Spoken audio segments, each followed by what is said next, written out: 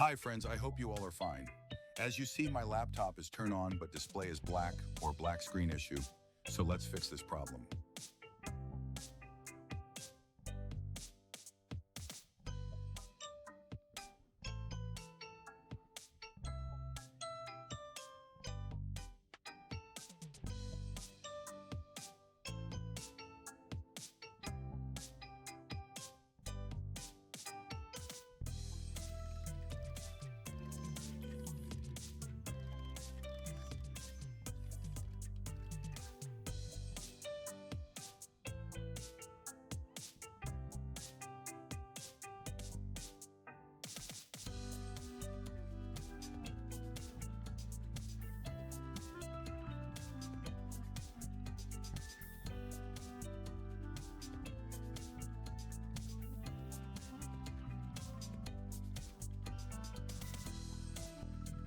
Through these methods, you can solve laptop black screen problem.